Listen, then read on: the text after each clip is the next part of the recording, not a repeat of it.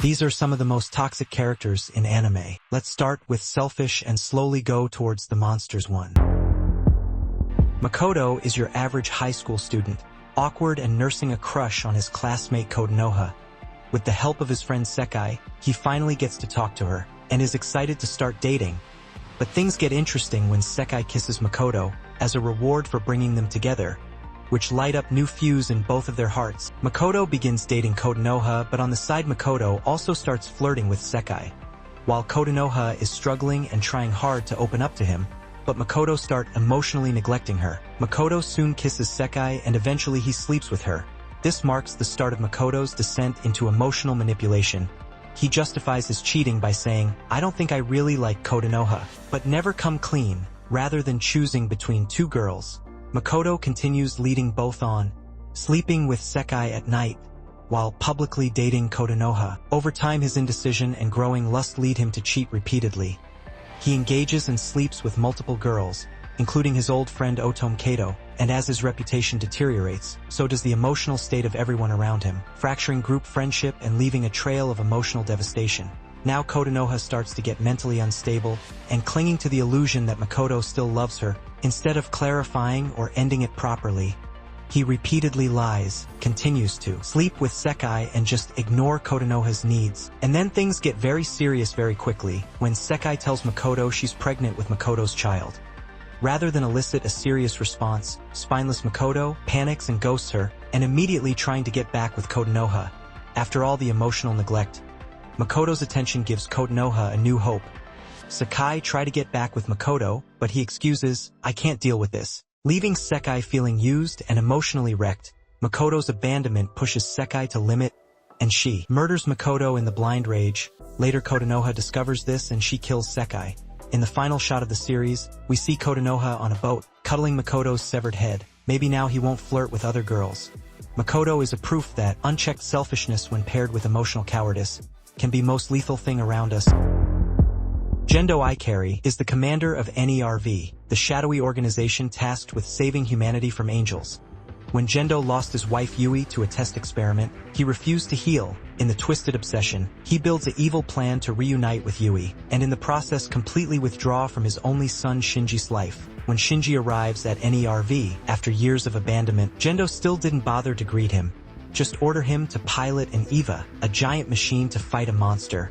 He never cared about Shinji's trauma. Only thing he is obsessed with is his plan. In the center of his plan is Rei Ayanami, a clone made from the DNA of Yui Ikari, his wife, and the angel Lilith. Rei works as a vessel in his plan to reunite with Yui. Unlike his own son, Gendo treats Rei with warmth as she's a precious tool for him, which created a toxic emotional relationship, where Rei values herself to how useful she's to Gendo, but for Gendo she's ultimately just a tool to reunite with his wife. As Rei is compliant, but Shinji noticed this and begin crack emotionally. Later, when Shinji get mentally trapped inside his EVA for days, experiencing existential torment, Gendo still shows no concern. He even says they'll salvage what we can. Soon Gendo's plan reveals, which is human instrumentality, fusing all the humanity into one consciousness, erasing pain by erasing individuality. All this because he can't face a world without Yui. As the story spirals toward the end, for Shinji things get even worse, when the only person he could emotionally connect with, Kaworu, dies, leaving him emotionally devastated. And what Gendo does for him, well, nothing. He keeps pushing Rei into position, ready to sacrifice everything for his obsession. But finally, after years of used, Rei had enough and she refused and chooses her own agency and sides with Shinji instead, and Gendo just panic in confusion. For once, he loses control and gets exactly what he deserves, left alone to drown in the consequences of his own neglect. Light Yagami is a brilliant top-of-his-class high school senior who one day stumbles across the Death Note, a supernatural notebook that allows him to kill anyone by writing their name in it. Without hesitation he tests it and instantly kills 2 criminals. Believing the world is rotten, Light planned to use Death Note to execute criminals. With alias Kira, he tells Ryuka Shinigami, "I will become the god of the new world." At first, Light did attack only criminal, but when his mass execution quickly gains attention of law enforcement and the enigmatic Detective L, in the fear of being caught, Light also starts killing investigators and FBI agents who were simply doing their job. He even used a girl, by fake dates her to gather information, and later considers killing her to tie up loose ends. From this moment on, Light's ego goes into full overdrive when a fallen FBI agent's fiancée, Naomi Mizora, a very intelligent woman, begins her own investigation into her partner's death. She gets dangerously close to exposing the killer, known as Kira. In fear of being exposed, Light tricks her into revealing her real name, and then she was never seen again. The new world he talks about. It's just him seeking control, driven by his childish ego.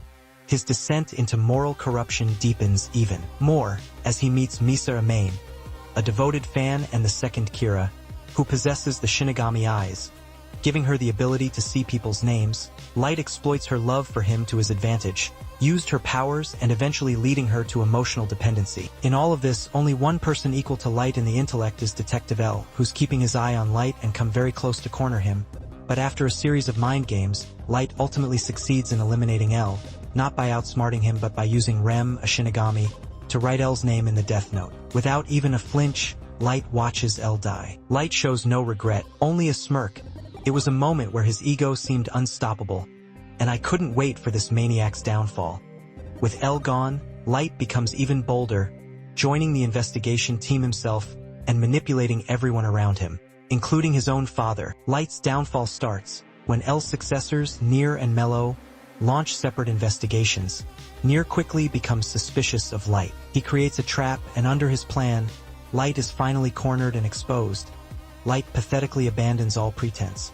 He shouts, panics, blames everyone else. He even begs Ryuk to save him. But it's too late. His god complex crumbles completely in his last moments, revealing the coward underneath. It's truly poetic. He dies not like a god, but like a scared, cornered child. Sho Tucker was a struggling bioalchemist who repeatedly failed to earn his state alchemist certification and faced rejection from his wife. In desperation for scientific breakthrough, he committed a horrific act. He fused his wife with an animal, most likely a dog, and created first talking chimera. Through illegal human experimentation, the chimera was capable of speech, but expressed only a desire to die, and eventually starved itself. And Tucker falsely claimed his wife had left the family. Despite this grim outcome, Tucker earned his state alchemist title and gained a comfortable life with an estate of his own. 2 years later, Colonel Roy Mustang referred Edward and Alphonse Elric to Tucker, hoping his research might help them restore their bodies. At Tucker's massive estate, brothers found him living with his young daughter Nina and their dog Alexander. Tucker appeared polite and accommodating, but he was distant and obsessively consumed by his work. Though he smiled and entertained guests, it was clear his affection was hollow, and his neglectful parenting was painfully obvious. As the deadline for his state certification renewal approached, Tucker has to produce another talking chimera, or he will lose his status and a comfortable life. Once again, failure loomed over him, and he again crossed the line that would scar the series forever. It reveals Tucker fused Nina and Alexander into a speaking chimera. When Edward uncovered the truth, his horror quickly turned to rage. Tucker defended himself coldly, insisting it was the natural progression of science. To him, Nina and Alexander were not family.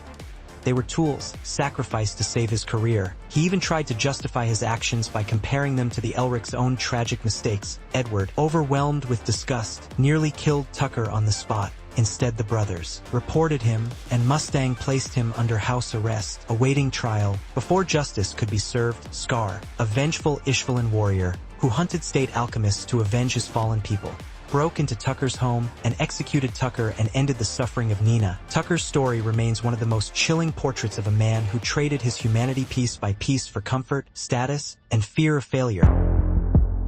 Griffith is leader of Band of the Hawks. He grew up dirt poor. Many times he didn't even have a piece of bread to eat. In this hardship, he sees a majestic castle, and a dream was born of having a kingdom of his own. Later, he founded the Band of the Hawk, originally a small mercenary group made up of other desperate but talented outcasts. Through small victories in battles, they slowly gain power and become a military force.